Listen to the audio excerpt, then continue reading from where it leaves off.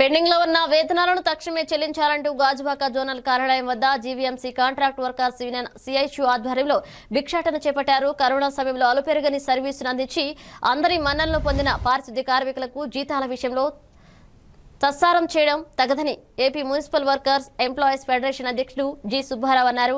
జీతాలు చెల్లించని పక్షంలో నిరవధిక సమ్మెకు దిగుతామని తెలిపారు. ఈ కార్యక్రమంలో రమణ, అప్పారావు, రాంబాబు తదితరులు పాల్గొన్నారు.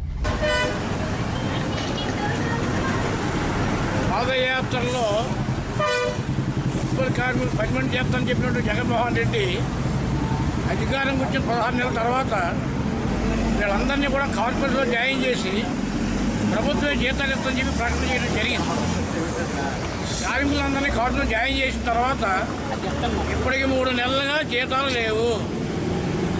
మున్సిపల్ కార్పొరేషన్ వారు, కమిషనర్ గారు లెటర్ పెట్టారు ప్రభుత్వానికి. మీకు పద్ధతిలో లోపాలుంటే అవి సరిచేసే వరకు కార్మికులు ఇక్కడ జీతాలు తీసుకొని ఉండలేరు కాబట్టి మీరు నాకు పర్మిషన్ ఇవ్వండి, నేను జీతాలు ఇస్తానని చెప్పినా కూడా జగన్మోహన్ రెడ్డి గారు పర్మిషన్ ఇవ్వట్లేదు. కాబట్టి నేటికి 3 నెలలుగా కార్మికులు ఎవరు కూడా జీతాలు లేక పుస్తులతో ఉన్నారు. రేపు దసరా రోజు కూడా పుస్తులతో ఉన్న పరిస్థితి వీళ్ళకి ఏర్పడింది. ఎందుకంటే మా కార్పొరేషన్ వద్దురా బాబు అని చెబుతున్నాం. సచివాలయాలు పెట్టడం మాకు వద్దు అని చెప్పాం. చంద్రబాబు నాయుడు గారు అధికారులు ఉన్నప్పుడు సాక్షాత్ అసెంబ్లీలో నీకు చేతకపోతే చెప్పు, నేను చేస్తాను పెద్ద మనిషి.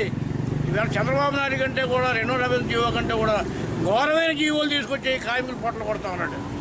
రాష్ట్ర వ్యాప్తంగా రేపు 28వ తారీఖు కూడా సమావేశం ఉంది. ఖచ్చితంగా ఇదే పద్ధతి కానీ విడనాడకపోతే రాష్ట్ర వ్యాప్తంగా మొత్తం మున్సిపల్ కార్మికులు సమ్మెకి వెళ్ళడానికి సిద్ధంగా ఉన్నారు.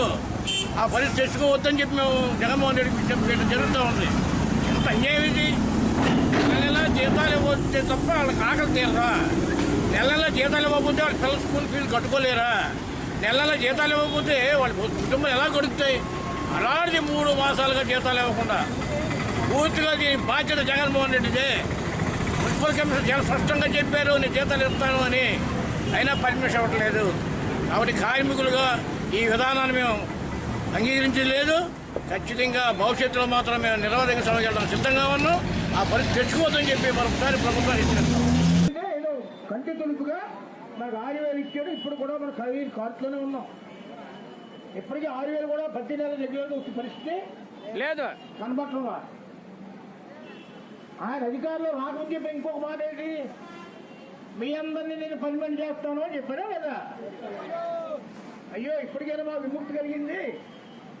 చట్టాలు ఎలాగున్నా సుప్రీంకోర్టు వారు ఏం చెప్పారు, బాబు కనీసం మున్సిపల్ చట్టంలో ఉన్న చట్టం అందరికీ ఒకటైనప్పటికీ 5 సంవత్సరాలు పూర్తిగా కూడా పర్మనెంట్ చేయాలి.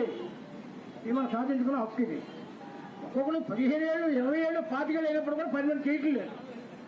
జగన్మోహన్ రెడ్డి గారు మహానుభావుడు ఆ మాట ఇచ్చారు కాబట్టి సంతోషించాం. వచ్చిన వెంటనే 6,000 రూపాయలు జీతాలు పెట్టి మీ అందరినీ తీసుకెళ్ళి ఏం చేశాడు? ఇప్పుడు ఏపీ కార్పొరేషన్ ఒక సంస్థ పెట్టి ఈ సంస్థ ద్వారా మనందరికీ